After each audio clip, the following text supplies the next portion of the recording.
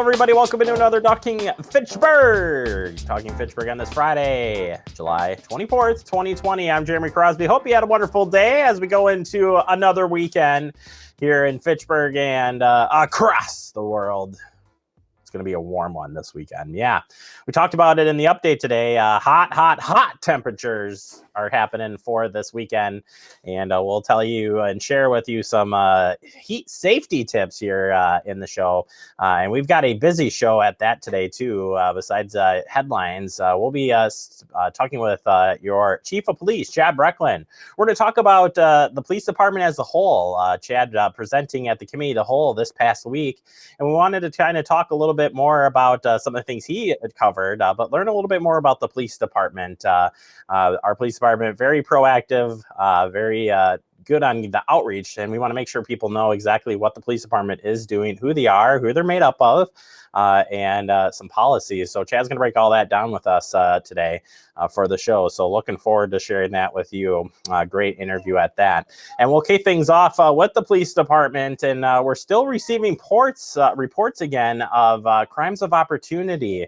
It says early this morning, responded to the home of Cornerstone Way after a resident woke up to find two individuals in the kitchen. The individuals fled the home, and when the resident screamed, it appears that the suspect accessed the garage door with a garage door opener from an unlocked car in the driveway, then gain access to the home via an unlocked door. So that'd be the door between your garage and your home. And we want you to make sure before you head to bed tonight, you do a couple of things for us. First and foremost, close it up. Yes, you need to make sure that your garage door is closed, people. Make sure you check that ahead of time. Make sure that you take your keys and your fobs and your garage door openers out of your vehicle and lock them up. Gosh, to lock them up. Plus, you need to lock up that door between your house and the garage. Very, very important as we're seeing more crimes turn into bigger situations here as they make entry into the homes. And you got to report it as well. We want you to help us report it. And solving crime is what it's all about here. And we have where you can share these tips at. So take a look here. We can submit tips both online. So submit your tips through the website. You can go to fitchburgwi.gov. You can text as well to submit a crime tip via the text message keyword Fitchburg along with your tip to 847-411. You're also going to hit up the tipster line 608-270-4321. And of course, Madison area Crime Stoppers. Another great place to submit tips, look at information, and at sometimes there's a cash reward for information pending on the case. So whatever the case may be, big thing right now is report it. That's going to help our police department work on trying to solve these crimes as they continue. All right, public hearing on the council's proposed amendment to the 2021-2030 capital improvement plan are available at the website, fitchburgwi.gov. Head on out there. And on August 11th at 7:30 p.m., the Common Council will hold a public hearing at the Fitchburg City Hall or virtually regarding the council's proposed amendments to the 2021-2030 capital improvement plan. So check that out. You can see the full plan plus the amendments. They're available for you at the website. Happening this weekend, the intersection of Commerce Park Drive and Sub-Zero Parkway is closed. It started today. It goes through tomorrow. You can see that here on the map. There is a detour as they repave the road. So please plan for alternative routes. All should be wrapped up by tomorrow. We're going into a hot and very, very hot weekend, and I want to give you a quick few safety tips as you head out. Make sure that you do stay cool. Yeah, if you're going to be out and about, stay in air conditioning places as much as possible. If your home does not have air conditioning, go to a shopping mall or public library. Even a few hours spent in the air conditioning can help your body stay cooler.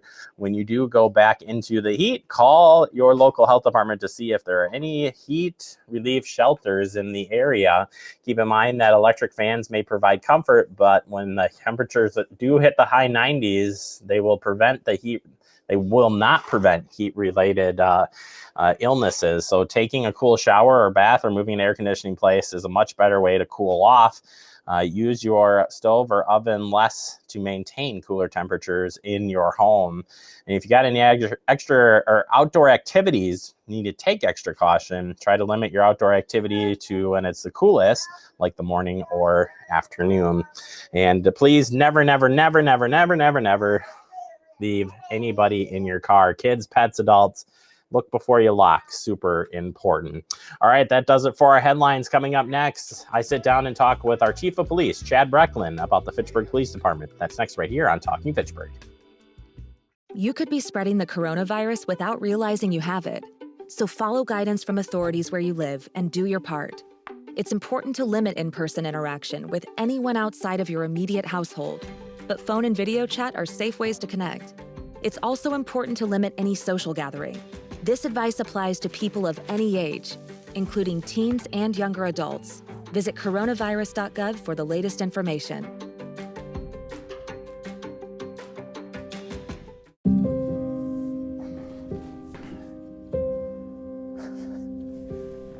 You're there for them. We're here for you. Find free care guides at aarp.org/caregiving. Welcome back into Talking Fitchburg. Joining me today from the Fitchburg Police Department is your Chief of Police, Chad Brecklin. Chad, welcome back to the show. How are you doing today? I'm good. How are you doing, Jeremy? I am doing wonderful now that I'm talking with you. Just there's that smile. That's what I like. Chad, you're coming off of a big presentation at the Committee of the Whole, talking about the police department as a whole. A great presentation to really give you a real good behind the scenes look at just what your department is working on day in and day out. I know you had a long night, so we won't try to keep you too long today, but I've asked you today to kind of we talk about updates of the police department monthly here on the show, and we appreciate that. But do want to take some time to highlight some of the things that are going on a day-to-day basis that people may not even know of. Now, certainly setting aside COVID-19 in that space, certainly that adds a whole nother complexity to policing. Last month, we spent a lot of time talking about the national movement for policing, better policing, and kind of picking up off of that conversation. If you were to just say, my police department is, what would you say? It'd be hard to summarize that in one word, if that's what you're asking. Oh, you don't have to summarize it in one word, Chad, but tell us a little bit about your police department. Well, I think it's safe to say, at least from my perspective, that we are a department that is not perfect. We are a department that does a lot of self-reflection and looks to find ways where we can improve our service. With that in mind, I do believe that we are a forward-leaning department and that we are, again, using these ways to identify improvements. And we are fortunate to have a group or team of people working here that are professional, they are service-minded, and that they have a genuine care for the community. And I think that goes a long way in providing the police service that our community desires. Absolutely. And talking on the services part, Chad, what are the services that the department provides? Because I think there is, and I will openly say this, going into even into public safety all my life, you grow up like, oh, police maybe pull over people, maybe there's some ticket things, arrest, whatever. But the services end of it is, it's mind-boggling on just how many things you do on a daily basis. Yeah, there's no doubt that there's a lot of things that we do, and you had mentioned or this morning that I provided a presentation to the council last night, and in that presentation, which I know is covered by the Fact TV crew and will be put on the Fact site, I encourage your viewers to watch. We provide what I believe to be a lot of services to our community. We have 24-hour, 7-day-a-week police coverage for both non-emergency and emergency calls. We also staff a dispatch center here 24 hours a day, 7 days a week. So what that means is you have a City of Fitchburg employee that you can speak to regardless of the hour of the day or the day of the week. And oftentimes, not only does that dispatcher have responsibility for answering non-emergency calls and dispatching both emergency and non-emergency calls for service, but they also serve as a backup for other city departments. For instance, if the fire department is unavailable to answer their office line, we answer it here. There's a water utility emergency and it's after hours, we answer that line here as well. So it's one of those value-added services that this community has grown accustomed to that we provide for other city departments. We do a number of proactive patrols to try to get ahead of the traffic complaints that we receive. We use our electronic speed display board in various neighborhoods to help educate the public. We do a vacation watch service. We've been conducting open garage door notifications when we see garage doors left open as a measure of crime prevention. We do public education in the form of response to active threats at businesses, schools, organizations. We do armed robbery response training, largely for our financial institutions in the city. I know there's a whole host of other things, public records requests, permitting and licensing. The list goes on and on and on, and we could have had, 14 slides that talked about services instead of one. And, that's one of the things that our community has grown accustomed to. And, for as long as we're able and for as long as we have the resources to provide those services, we'll continue to do so. Yeah, and I think that is the next area I'd like to go to is providing the services. It takes a lot of energy, a lot of training, a lot of staff to do this. As you work your budgets every year, just like every other department does, how does a police department really plan for the years to come? I would think it's just a little bit different than a fact TV department or others. But how do you plan for the future on how many officers you need, facilities, I mean, the sky's the limit. How do you do that? Well, we take a look at a variety of factors. We look at what level of police service the community is accustomed to and what they expect, and are they willing to continue that service, or are they looking for a reduction in service? What's the geography of the city of Fitchburg? We talked about it last night. It's 35 square miles. In order to provide adequate visibility throughout our entire community, be responsive to community needs and wants of the police, and to have reasonable response times, it takes staffing to do that. We look at what our call for service volume is, but not just sheer volume, but what are the types of those incidents, and what's the severity of those incidents? How many officers are necessary to respond to incidents at any given time? And the last thing we want to do is get in a routine of having to hold police calls for service because there's a handful of officers that are working and they're all tied up on a particular incident, and now something else has come in and now it's holding, and our community is waiting for police response. In some situations they may get a police response from another jurisdiction, which that jurisdiction may not necessarily have the same style of policing that we have, or same level of service, or same care to the community. There's a variety of things we look at. Continued population growth of the city of Fitchburg, upcoming absorption of the town of Madison. There are a whole host of issues that come into our staffing recommendations. And we recognize that police staffing is not a cheap proposition. It is expensive. There's no doubt about it.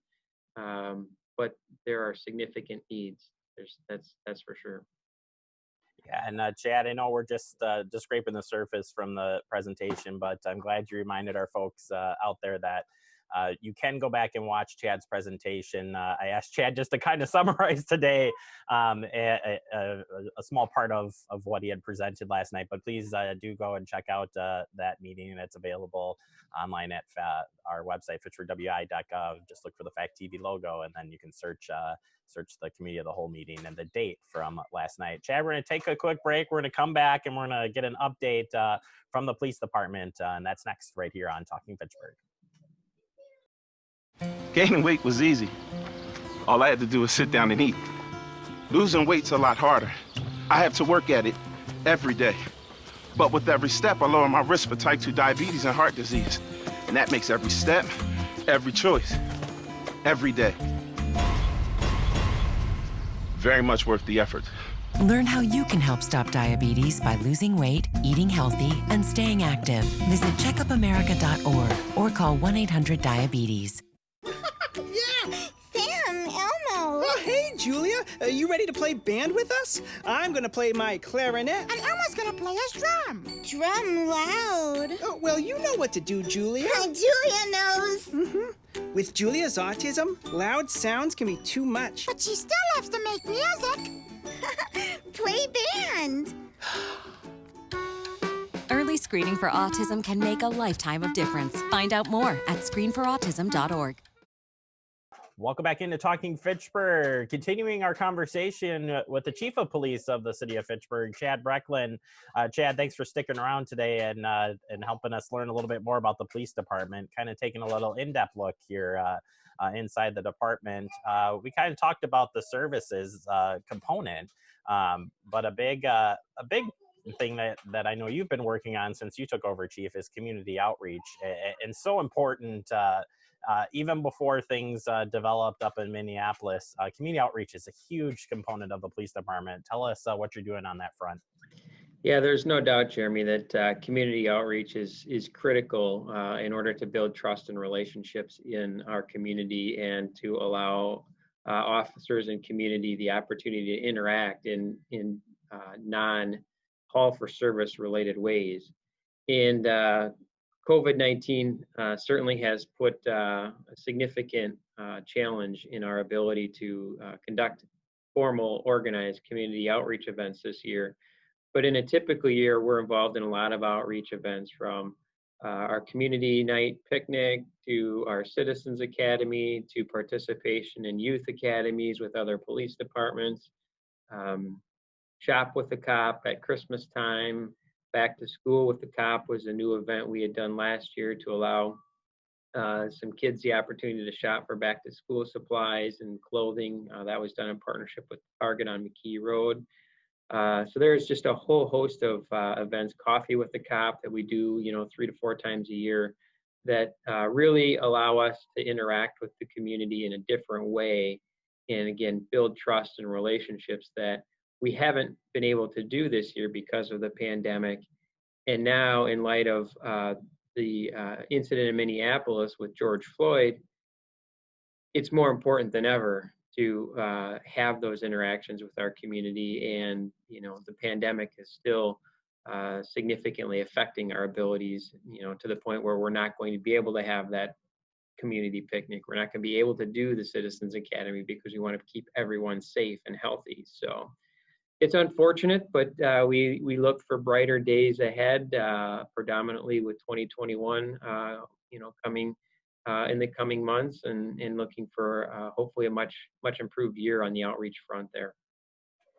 Chad, you're always open for, and I know this firsthand, you are open for feedback of any kind, and same with the officers. How can people give you feedback? I mean, something that we talk about with our construction updates, you can't talk to construction officials at the open house, but that doesn't mean the feedback and that conversation doesn't need to stop.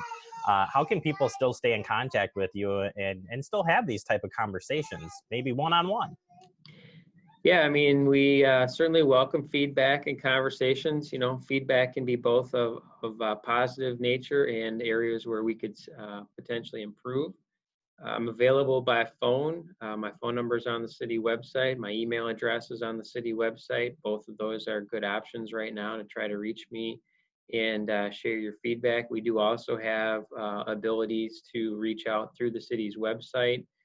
Submit a concern, share a compliment. Both of those and other items are available. So it's certainly there's certainly many ways for folks to get connected with me and other members of the department, and I would encourage folks to use those.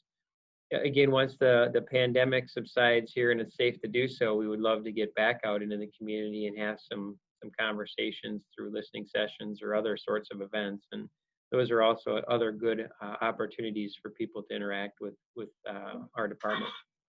Yeah, I think that's super important to know that you're always out there. You're looking for the feedback. You want to know what's happening out there, and you want to hear from people. I think that's as far as city government goes. I mean, that's what we want to hear from you in any way. And doing segments like this is a great way to at least get your information out to the public, and we appreciate that. Turning the page here to use of force, part of the bigger discussion here. Nationally for policing, the use of force policy in Fitchburg. We've gone through it a few times here on Fact TV, but tell us a little bit about the policy and where you stand on that. Yeah, so we're currently in a review process of our policy. One of the campaigns that's been cited quite regularly in the last 6 weeks has been the 8 Can't Wait. Our use of force policy is good, if you will, or solid, and adopts 6 of those 8 components in very sound form. The other 2 components of the 8 we have loosely mentioned in policy and are certainly training on those concepts, but have not yet incorporated them fully into policy. So we're going to be looking to fully incorporate those 2 components to match the training and expectations that we have had in place for years.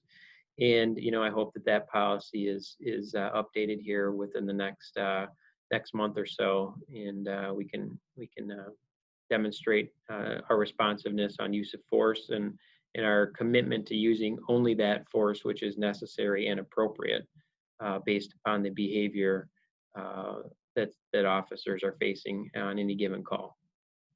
Do you have a review process for use of force currently? So based on any use of force whatsoever, is there a review process? How does that must come across your desk? Yeah, anytime there's a use of force, an officer is required to do 2 things. They're required to, 1, fill out a form indicating what force they used. And then secondarily, they have to write a written report that details the force used and the justification for using that force. And our agency has required the use of that form since 2006. So we've required our officers to report their uses of force on a form, and obviously and through written reports for quite some time. And we recently, probably 4 or 5 years ago, added that other specific heading to our written reports that says justified use of force or force justification for the officers to have to articulate the reasons why they used force and what force they used. So in addition, when officers fill out those forms are all reviewed, or that incident is all reviewed by a tactics instructor to determine compliance with policy and determine that our policy, equipment, and training is adequate. And that also is signed off by a supervisor for the same, evaluating the same components. In certain uses of force, such as a taser deployment, use of force that involves injury, and several others that I covered last night, we actually do a more formal assessment of that use of force.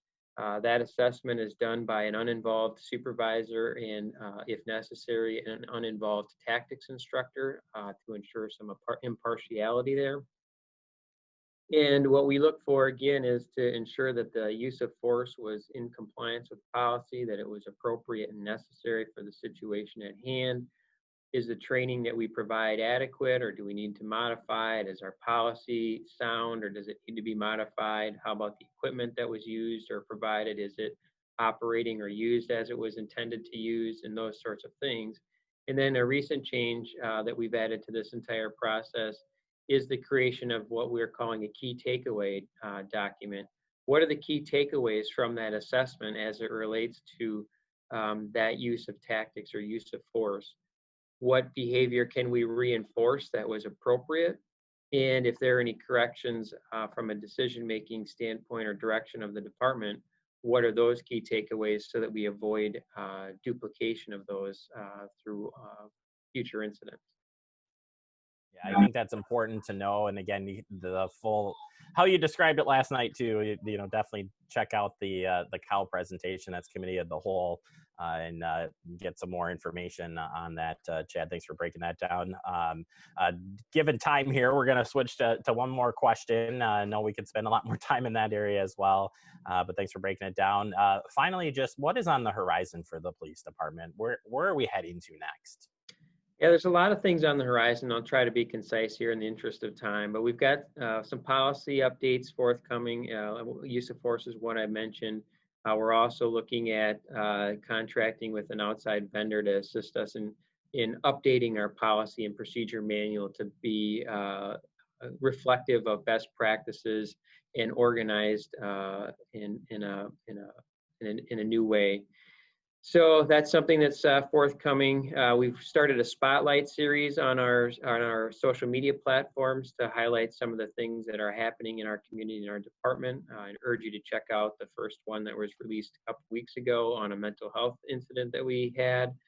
Otherwise, some additional things include department staffing. We talked about it earlier in this conversation about all the factors that we use, but clearly between population growth of Fitchburg and the absorption, we have needs for additional staffing. I have a desire to re-implement our neighborhood officer program and our bike patrol unit. And we have a need for supervisory and command staff. They are really the infrastructure behind the front lines there. We know that our police officers are the backbone, if you will, right there front and center. But behind every good police officer, we need good supervisors and good command staff members to take care of all those accountability pieces that we talked about earlier and planning and those sorts of things. We also have accreditation on the horizon if we can do that, beginning in 2022 after we get a good thorough update of our policy and procedure manual. That's just the tip of the iceberg on all of this stuff. We're constantly looking for ways, again, where we can improve. The challenges is finding the time and the resources to really devote to a lot of these initiatives, considering all the day-to-day activities that are taking place here in our community and in the department. Yeah, Chad, I appreciate you going through all this again. I know you just did it. Again, I know I'm repeating myself, but check out that community of the whole presentation. And you can kind of get a great synopsis here of just what's happening in our police department. Chad, thank you so very much for your time. As always, stay safe out there, and we'll look forward to having you back soon. Thank you, Jeremy. All right, that's your Chief of Police, Chad Brecklin. We'll get these posted up so you can watch them. And I encourage you to check out our last talk as well, as we talked a little bit more globally about policing in both U.S. and here in Fitchburg. All right, take a quick break. More to come. You're watching Talking Fitchburg. Our hearts are made stronger by how we treat others. Put her there. The light you share can impact those around you, but so can the darkness. Later, twerps. Did Pete saying mean things bother you? So when you reach out to another person, take a moment to consider how they will feel and let your heart be the key to making a difference. Because of you, someone's entire day, year, or even life can change. In every heart, there's hope.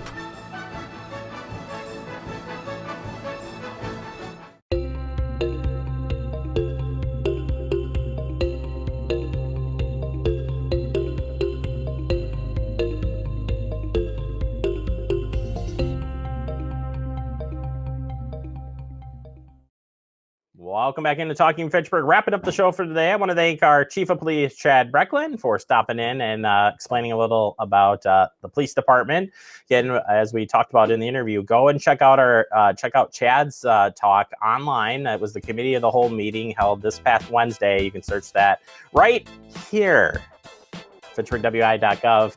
You can see it through all our media outlets. Have a fun and safe weekend, everybody. Stay cool. We'll see you back on Monday.